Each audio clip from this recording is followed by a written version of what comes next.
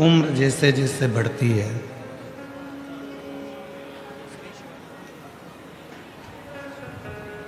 दो चीजें कम होती चली जाती है। उम्र बढ़ेगी और दो चीजें कम होती चली जाएगी। एक, उम्र बढ़ने पर छोटे छोटे जो अक्षर होते हैं वो कम दिखते हैं।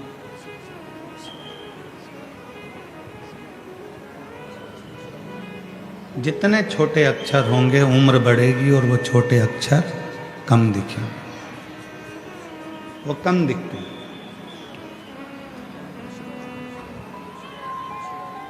और उम्र जैसे जैसे बढ़ती है वैसे वैसे सुनाई भी कम देने लगता है, थोड़ा कम सुनने में आता है। दो चीजें हैं। शिव महापुराण की कथा कहती है जैसे जैसे उम्र बढ़ती है वैसे वैसे दो चीजें हो जाती हैं। एक, छोटे छोटे अक्षर दिखते नहीं हैं, और दूसरा, थोड़ा कानों से कम सुनाई देता। क्यों, किस लिए? और ये प्रसंग केवल आपका और हमारा नहीं है। ये प्रसंग केवल आपका और हमारे तक सीमित नहीं है। ये प्रसंग है स्वयं माता सती और भगवान शिव का। ये प्रसंग है माता सती और भगवान शंकर का।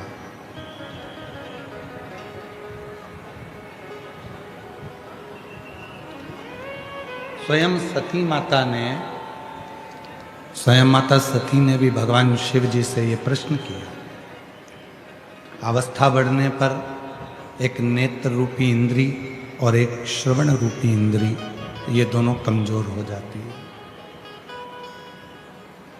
इधर का थोड़ा सा,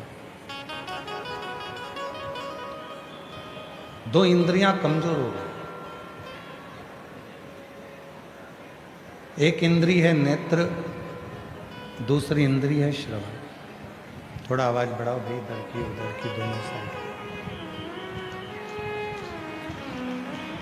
दो इंद्रियां, एक इंद्री है नेत्र की और दूसरी है श्रवण की।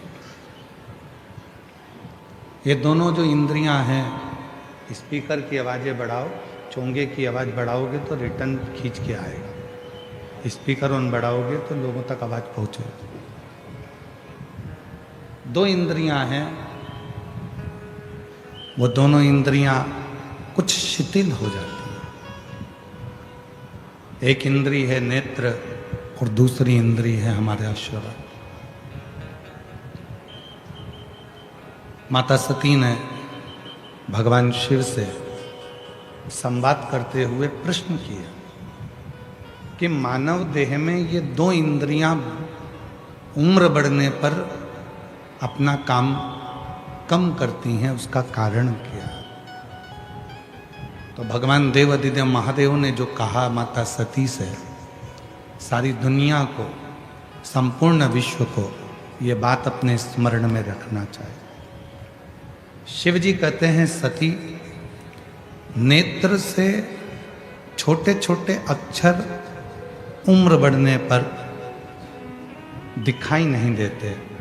शिव कहते हैं जब बहुत उम्र तुम्हारी बढ़ने लगे तो घर में रहने वालों की छोटी छोटी गलतियों को क्षमा करना प्रारंभ कर दीजिए।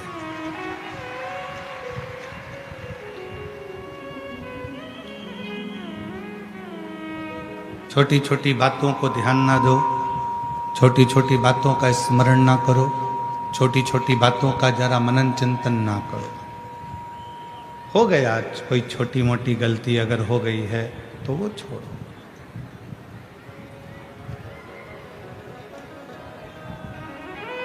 छोटी मोटी गलतियां माफ करते चलो। और दूसरे नंबर पर बाबा देव अधिदेव महादेव कहते हैं श्रवण रूपी इंद्री।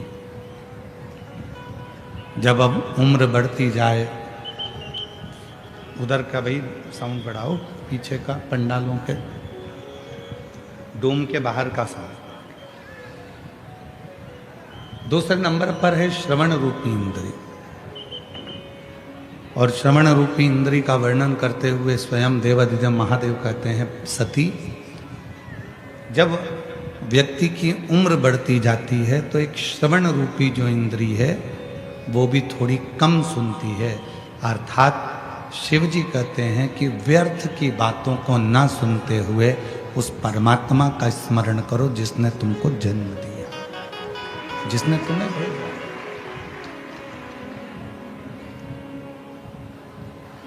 और नेत्र दिए रे तूने दाता बन के, नेत्र दिए रे तूने दाता बन के, कभी नहीं दर्श कियो दयालु मैंने अवगुण बहुत कियो। ये नेत्र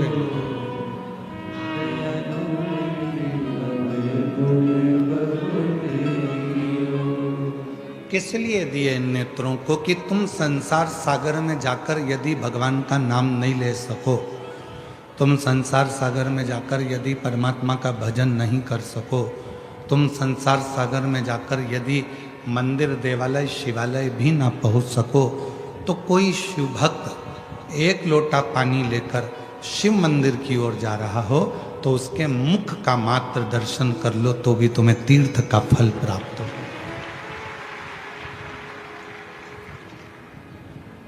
त्रिवेणी,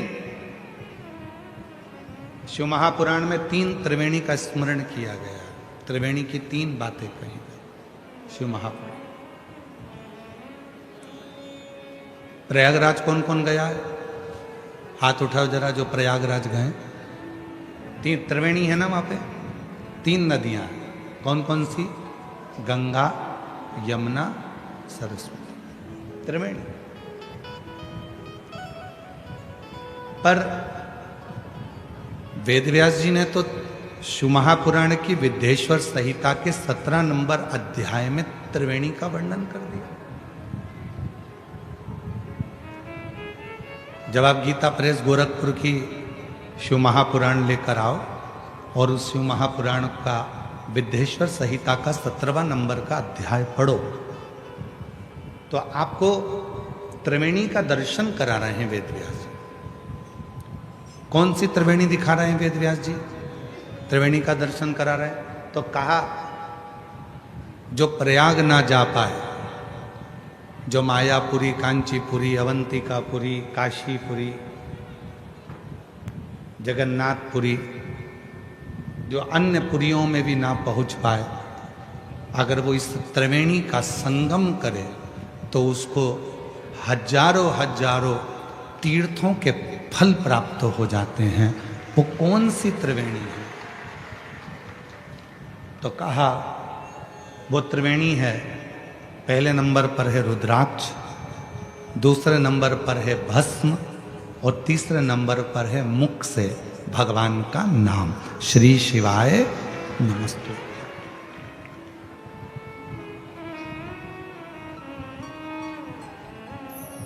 ये त्रिवेणी है।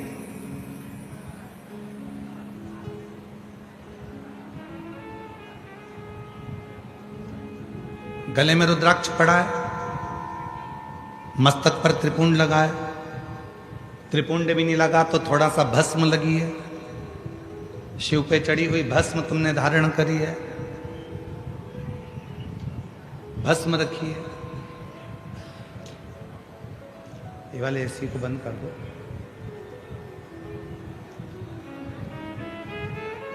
एक गले में रुद्राक्ष, दूसरे नंबर पर भस्म,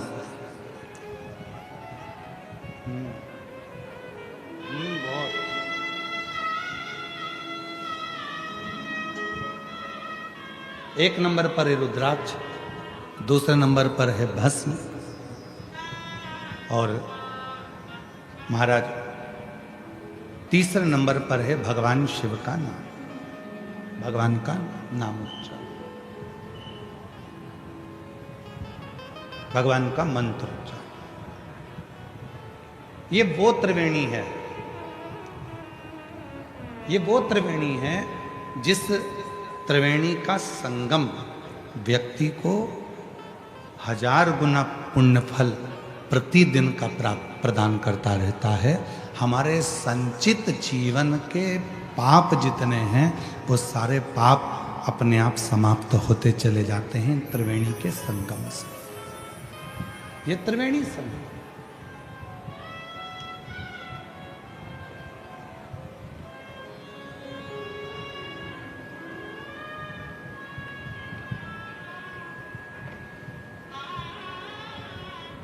जब आप लोग, संपूर्ण दुनिया के लोग जब भगवान शंकर के मंदिर में 1 लोटा जल चढ़ाने के लिए जाते हैं तो त्रिवेणी का स्नान रोज होता है। गले में रुद्राक्ष पड़ा हुआ है, मुख से शिव जी का नाम निकल रहा है, और भगवान शंकर के मंदिर में जाकर जब हम शीश झुकाते हैं, नमन करते हैं, तो वहाँ की रज, वहाँ की भस्म, वहाँ का मिट्टी हमारे मस्तक पे लग जाती है। तो त्रिवेणी का संगम रोज प्रतिदिन इस शरीर से होता है, इस प्रतिदिन हो रहा है।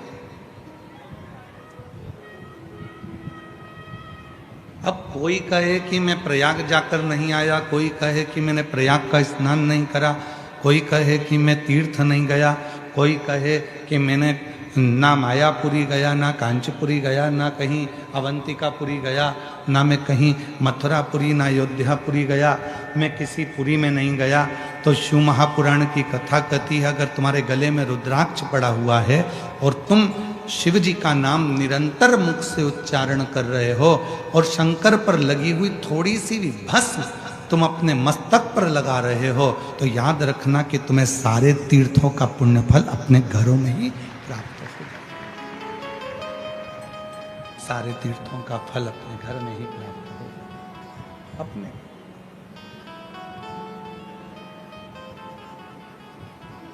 ऐसे दयालु नाथ से रिश्ता बनाइए, ऐसे दयालु नाथ से रिश्ता बनाइए, मिलता रहेगा आपको जो कुछ भी चाहिए, मिलता रहेगा आपको जो कुछ भी चाहिए। ऐसा करिश्मा होगा जो हुआ कभी नहीं, ऐसा करिश्मा होगा जो हुआ कभी नहीं। मांगा है भोलेनाथ से वरदान एक ही, मांगा है भोलेनाथ से वरदान। तेरी कृपा बनी रहे जब तक है जिंदगी,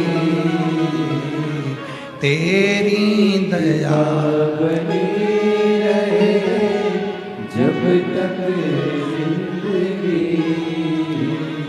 मांगा है भोलेनाथ से वरदान एक ही,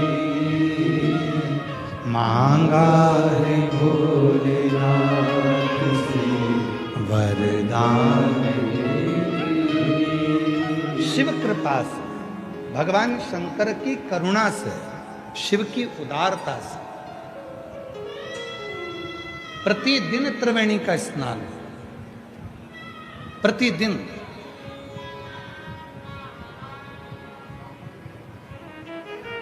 बस अपने गले में एक रुद्राक्ष को धारण कर कर रखिए। मुख से श्री शिवाय नमस्तुभ्यम कहते रहिए। भगवान शंकर के नाम का उच्चारण करते रहिए, स्मरण करते रहिए।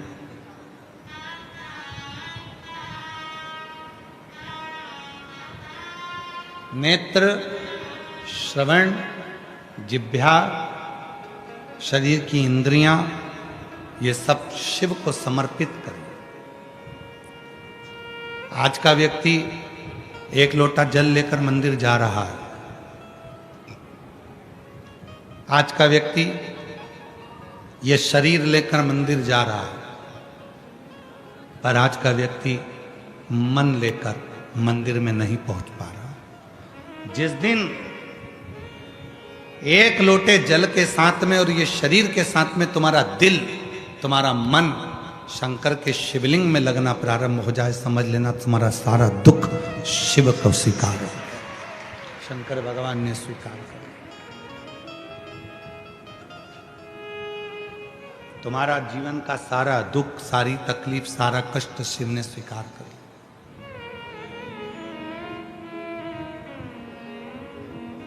शिव स्वीकार कर। मन नहीं जा पा रहा, मन पहुंच नहीं पा रहा।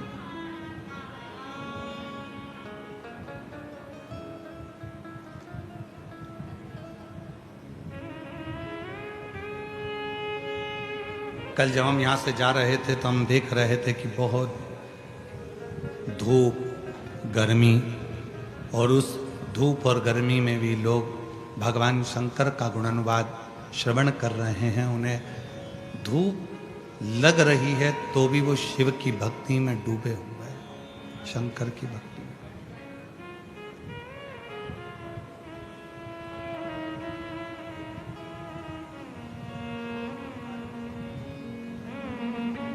शिव की स्वीकृति,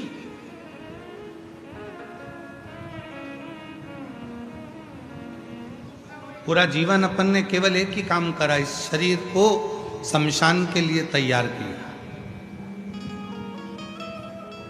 संसार के जितने लोग हैं सब एक ही काम कर रहे हैं, इस शरीर को शमशान के लिए तैयार कर रहे हैं। बादाम खाई, आवाज नहीं आ रही है। ये पंडाल में आवाज नहीं है।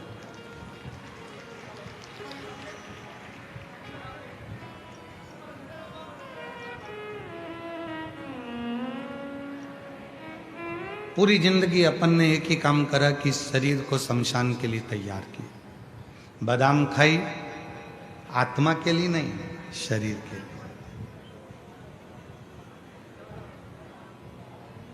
पान गुटखा खाया, आत्मा के लिए नहीं, शरीर के लिए, इंद्रियों के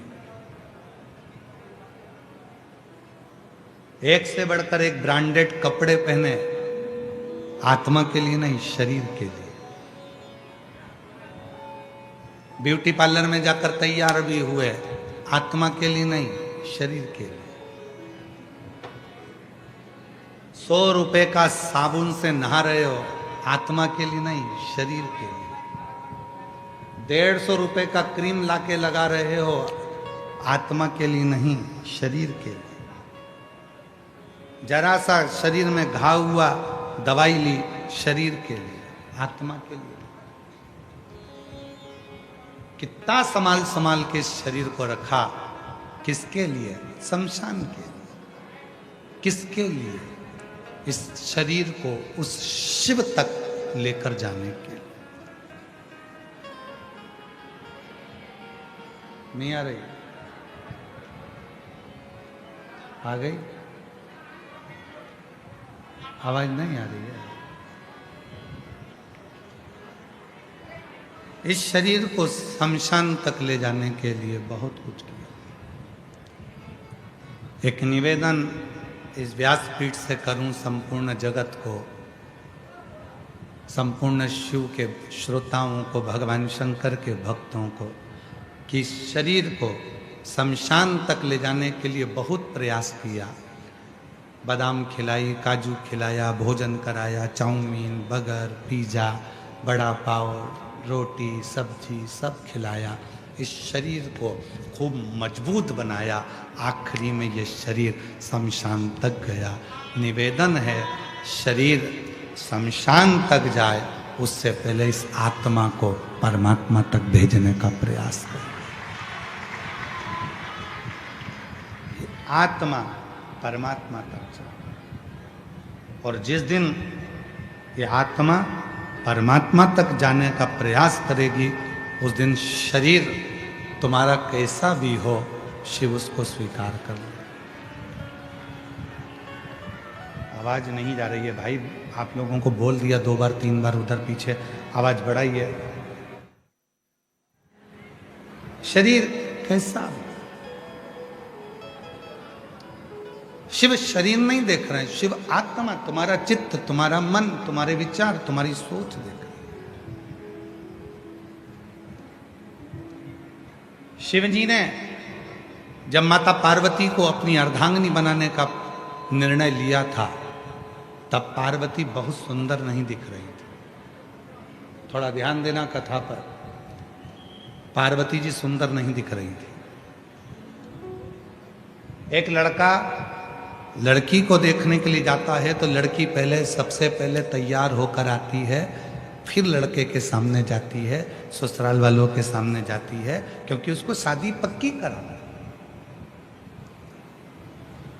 पर पूरी दुनिया का पहला संबंध था, पूरी दुनिया की पहली शादी थी, जिसमें शंकर भगवान पार्वती जी को जब पहली बार पसंद करने के लिए जा रहे हैं, तब पार्वती कोई पार्लर में नहीं गई है, कोई श्रृंगार नहीं किया है।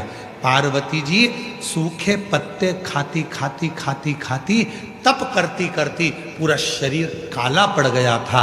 हड्डी हड्डी नजर आ रही थी, मांस तो दिख ही नहीं रहा था। शरीर का पूरा शिथिल हो गया था, पूरा शरीर काला पड़ गया था। माँ पार्वती का नाम अर्पणा हो गया था, और अर्पणा मतलब पूरा शरीर सूखे हुए पत्ते की तरह हो गया, पूरा शरीर सूखा पत्ता।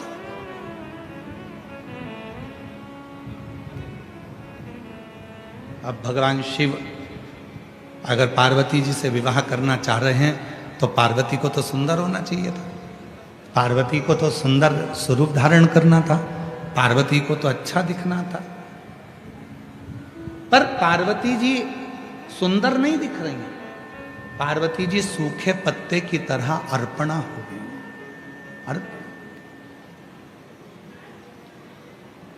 और यही शिव है।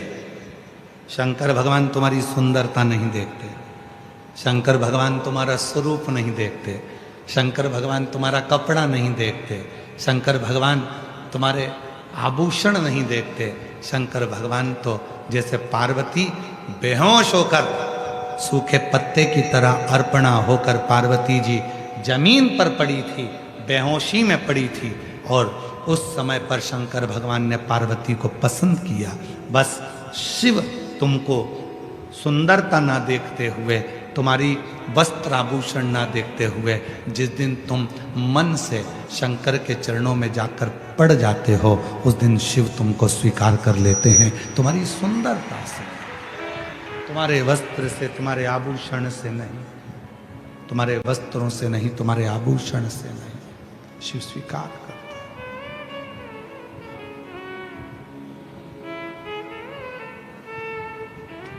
वो तुम्हारे वस्त्र या आभूषण से सुख नहीं पा रहा है।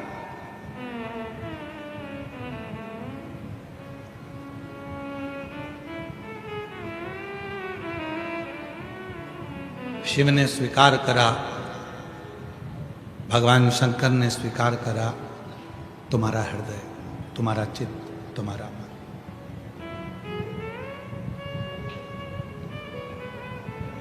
कितना बड़ा मंदिर बनाना चाहिए भगवान को रखने के लिए? शिव महापुराण में यह नहीं लिखा है, स्कंद पुराण में भी यह नहीं लिखा कि शंकर जी को बिठाने के लिए मंदिर कितना बड़ा चाहिए।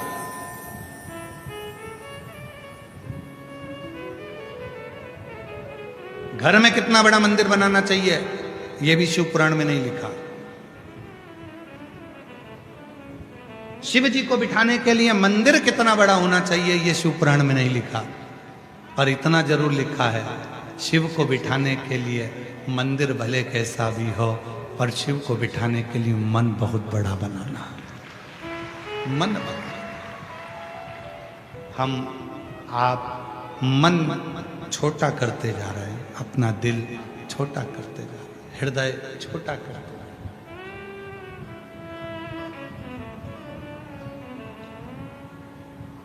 और तेरी पूजन को भगवान बना मन मंदिर आलीशान। तेरी पूजन को भगवान बना मन मंदिर आलीशान। बना मन मंदिर आलीशान। बना मन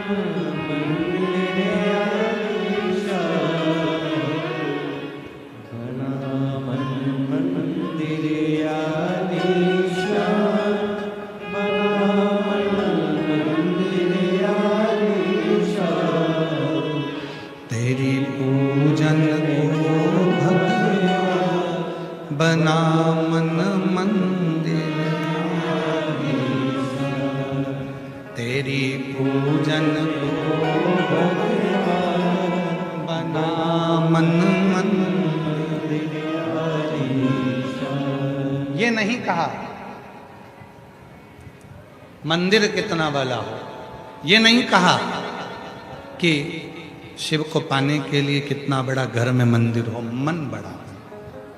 आज घर में मकान तो बड़ा हो गया, कमरे भी बड़े हो गए, बिल्डिंग भी बड़ी हो गई, मकान बड़ा हो गया, गाड़ी बड़ी हो गई,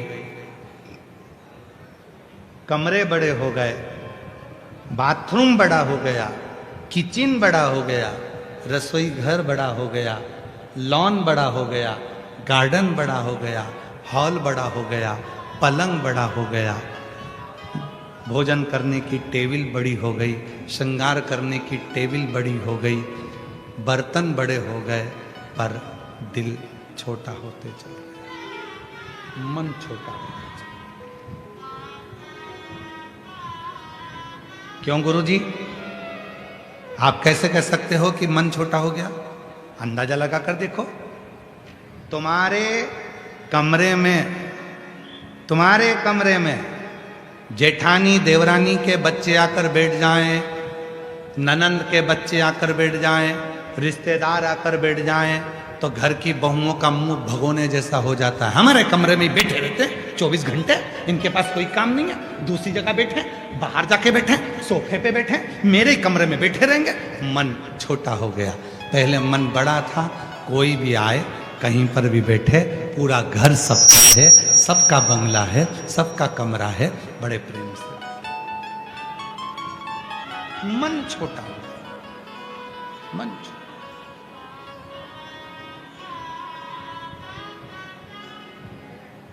बहुत छोटा हो।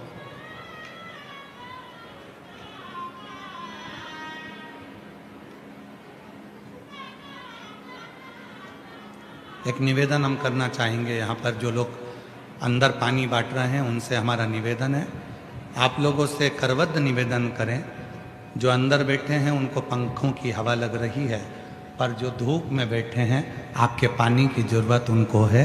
आप पानी, जो धूप में बैठे हैं, पंडालों के बाहर बैठे हुए हैं, टेंटों में बैठे हुए हैं, आपसे निवेदन है, अंदर वालों आपके पास पानी है कि नहीं है?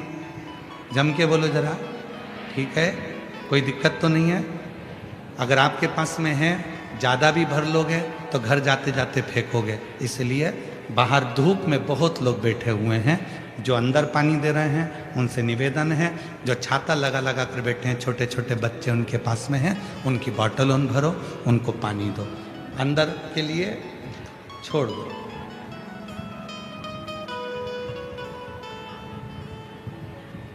मन और मसान तो कभी नहीं भराता। कोई ला कर देगा तो तुम अपनी बोतल दे ही दोगे और भी भर दो, लो भले वो आधी से ज्यादा भरी है पर और डाल दो, क्योंकि मन नहीं भरा था ना, वो रान दो, वो रान दो, वो रान दो, तो मन तो भरा था नहीं, तो वो बाहर सम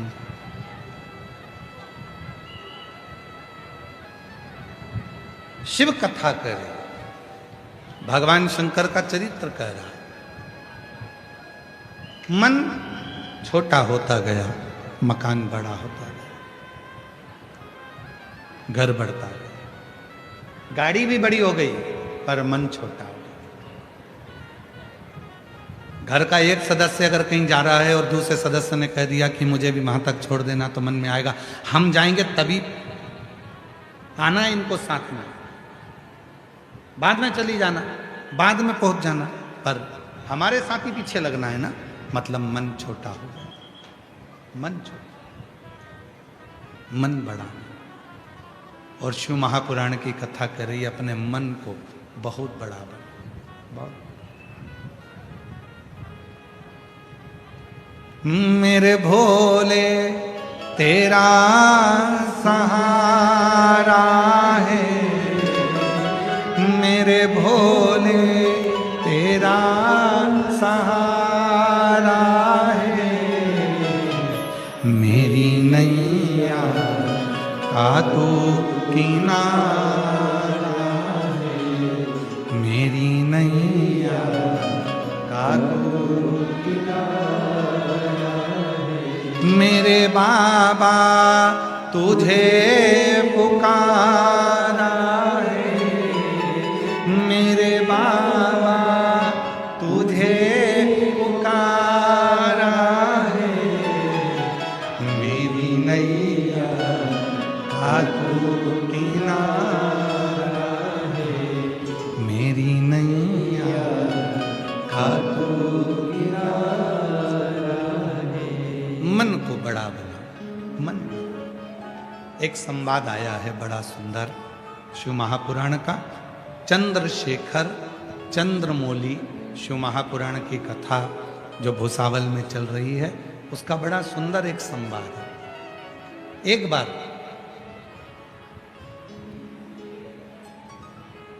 मां आद्य शक्ति, मां दुर्गा, मां भवानी, मां पार्वती जी शिव जी के साथ में 12 ज्योतिर्लिंग का भ्रमण करने चले। भगवान ओघड़दानी के साथ में, भगवान शंकर के साथ।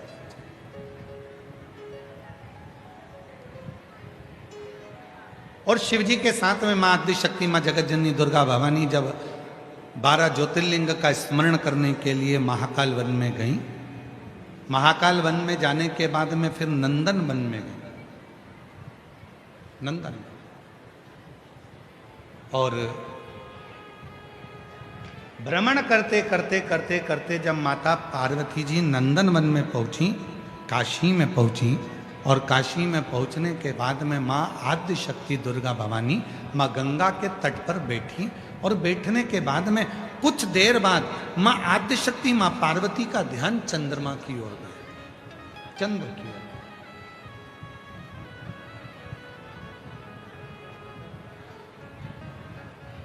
माता पार्वती का ध्यान गया चंद्रमा की ओर। एक टकटकी लगाकर मां पार्वती जी चंद्रमा को देख रही थी,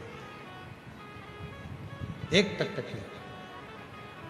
और हमने पहले भी कथा में कहा है, जब शरीर में यदि कोई काया का रोग हो जाता है, शरीर में कोई चर्म रोग हो जाता है, कोई काया सफ़ेद पड़ गई, कोई चमड़ी काली पड़ गई, कहीं दाग पड़ गया, और वो काया का रोग यदि मिटता नहीं है, तो हमने पहले भी एक बार कहा था, फिर कहते हैं, जैसे हरी दूबा होती है, दूब देखिए आप लोगों ने, जम के बोलो जरा, दूबा देखिए गणेश जी को चढ़ती है, क्या बोलते हैं उसको?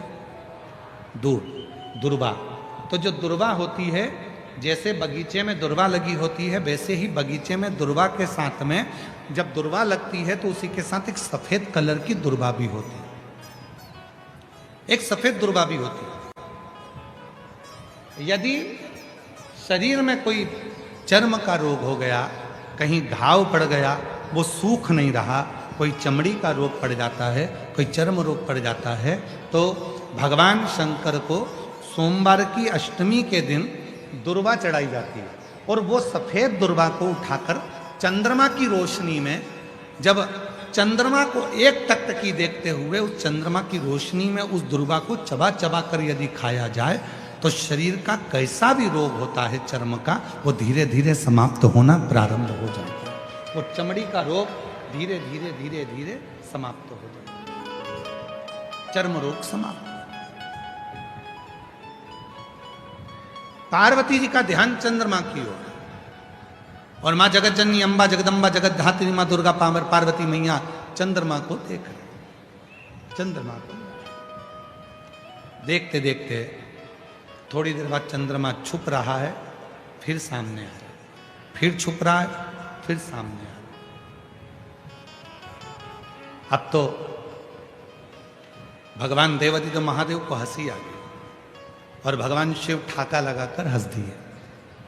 ध्यान नहीं गया, पार्वती जी को लगा भगवान भोलेनाथ तो केवल मुस्कुरा रहे हैं, ना जाने क्यों हंसने बैठे। थोड़ी देर बाद मां पार्वती जी का ध्यान फिर चंद्रमा की ओर गया, और चंद्रमा फिर सामने आ रहा है, फिर ओझल हो रहा है, फिर सामने आ रहा है, फिर ओझल हो रहा है।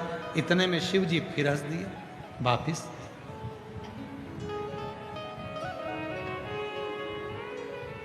भगवान शंकर फिर मुस्कुरा दिए।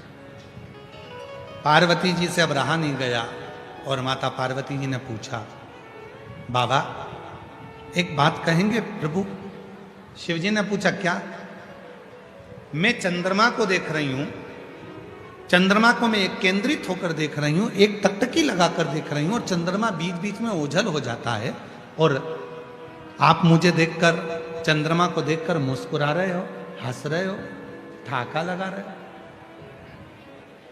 शिव जी ने कहा, पार्वती मेरे हंसने का केवल एक कारण है, ये चंद्रमा जिसको तू देख रही है और जो ओझल हो रहा है, ये चंद्रमा ओझल नहीं होता, पर इस चंद्रमा के भीतर थोड़ा सा अभिमान प्रकट हो गया।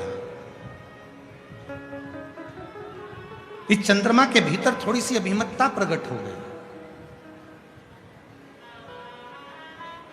और वो अभिमान, वो अभिमतता कोई साधारण नहीं है। तो पार्वती जी ने कहा, आप तो सबके मन की बात को जानते हो, आपको तो लोग मनसा महादेव कहते हैं। शिव जी का एक नाम है मनसा महादेव। जम के बोलो, कौन सा नाम है? मनसा महादेव।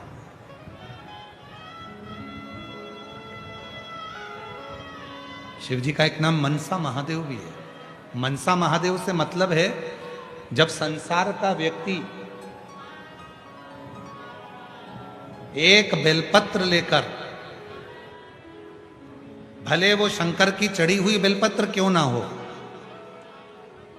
घर से लाई हुई बेलपत्र क्यों ना हो, जब कोई संसार का व्यक्ति एक बेलपत्र को भगवान शंकर के सामने लेकर जाता है, और उस बेलपत्र को जब शिव जी को समर्पित करता है, तो उसके समर्पण करने के समय पर जितनी देर वो बेलपत्र को मंदिर में लेकर गया, मंदिर से शिवलिंग पर जितनी देर में वो समर्पित करता है, उतनी देर में उसके मन के अंदर जो बात चलती रहती है, भगवान शंकर उसके मन की बात को स्वीकार कर कर बेलपत्र चढ़ते से ही उसकी बात को स्वीकृत करके उसकी झोली भरना प्रारंभ कर देते हैं। उसको मनसा महादेव कहते हैं।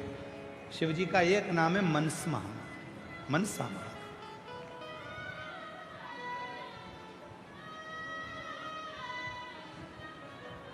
ये इधर भुसावल का तो हमको नहीं मालूम, परंतु जो निमाड़ी साइड है मध्य प्रदेश में, धार, राजगढ़, मंदसौर, नीमच, अलीराजपुर, जो निमाड़ का हिस्सा है, वहां पर माताएं मनसा महादेव का पूजन भी करती हैं और मनसा महादेव का व्रत भी करती हैं।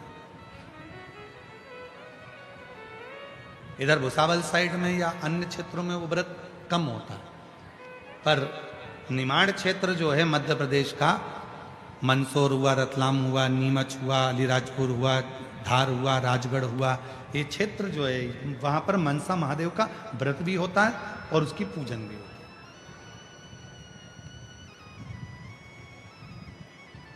मनसा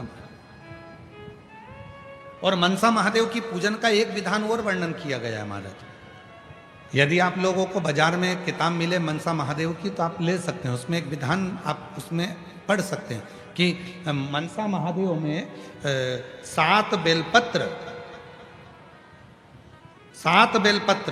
7 चावल के दाने, 7 दुर्वा, 7 कनेर के फूल जब हाथ में लिए जाते हैं, और भले लड़के की उम्र 40 साल हो गई हो, 35 साल हो गई हो, 32 साल हो गई हो, लड़की की उम्र भले 32 साल हो गई हो, 35 साल हो गई हो, 25 साल हो गई हो, 40 साल हो गई हो, जिस लड़का और लड़की का विवाह नहीं होता तो 7 बेलपत्र, 7 चावल के दाने, 7 कनेर के फूल, 7 दुर्वा मनसा महादेव के नाम से लिया जाता है, और हृदय से लगाकर उसको सोमवार के दिन प्रदोष काल में, शाम का समय प्रदोष काल में मनसा महादेव के नाम से शिव जी पे समर्पित किया जाता है, तो उस लड़का लड़की का विवाह जल्दी से जल्दी हो ही जाता है। वो मनसा महादेव,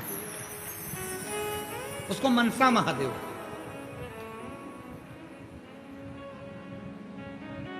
और शंभु शरणे पड़ी मांगू घड़ी रे,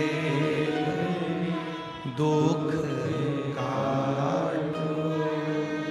दया दर्शन ओ शंभो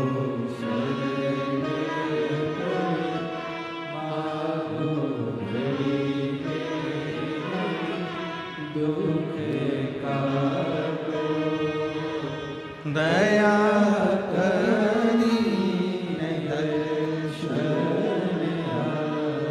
मनसा महादेव। तो शिव जी से मां पार्वती जी कर रही हैं, आप तो दुनिया के मन की दशा को जानते हो, आप बताओ ना कि चंद्रमा क्यों छुप रहा है। आप तो मनसा महादेव हो, आप बताओ चंद्रमा क्यों छुप रहा है। शिव जी ने हंसकर कहा, पार्वती इस चंद्रमा को अभिमान है, अभी तक सारे देवता इसी को सम्मान देते थे, चंद्रमा सुंदर, चंद्रमा सुंदर, चंद्रमा सुंदर, चंद्रमा ऐसा, चंद्रमा सुंदर, चंद्रमा ऐसा, चंद्रमा औषधि देने वाला। आज पार्वती तुम चंद्रमा को एक टकटकी लगाकर देख रही हो तो चंद्रमा को अहंकार आ रहा है कि अभी तक तो देवियां मुझे देखती थी, अभी तक तो देवता मुझे देखते थे, पर आज देव अधिदेव महादेव और महादेवी मुझे देख रहे हैं, मतलब मैं इतना सुंदर हूं। ये चंद्रमा के भीतर अभिमान प्रकट हो रहा है, चंद्रमा के भीतर ये अभिमत्ता, चंद्रमा के भीतर ये अहम, चंद्रमा के भीतर ये अहंकार प्रकट हो रहा है, ये अभिमत्ता प्रकट हो रही है, ये अहम प्रकट हो रहा है।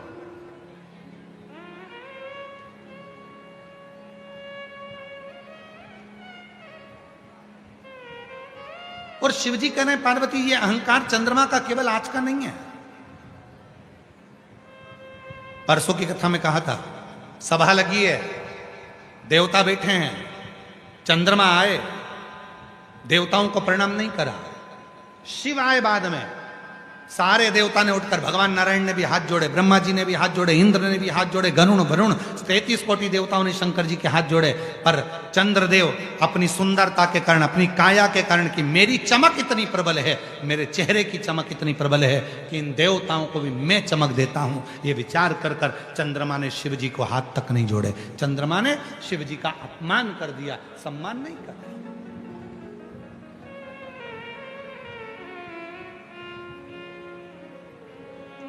पार्वती ये आज का नहीं है, ये पुराना है, पुराना। और निवेदन है, बाबा भोलेनाथ जी से कहते रहना, हमारे घर में गाड़ी देना पर अभिमान मत देना, हमारे घर में बंगला देना पर अभिमान मत देना, हमारे घर में फैक्ट्री देना पर अभिमान मत देना, हमारे घर में नौकर चाकर देना पर अभिमान मत देना, हमारे घर में धन दौलत देना पर अभिमान मत देना। क्यों? क्योंकि जब व्यक्ति के धन बढ़ता है, सत्ता बढ़ती है, वैभव बढ़ता है, प्रतिष्ठा बढ़ती है, दौलत बढ़ती है, वैभव बढ़ता है, तो अभिमान भी बढ़ता है। और जब अभिमान बढ़ता है तो एक ना एक दिन वो अभिमान व्यक्ति के सारे धन, वैभव, दौलत, संपदा, सत्ता सबको ले जाकर नीचे पटक देता है। वो अभिमान,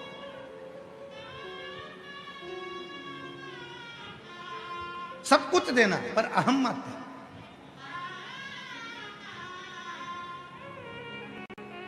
पारमती।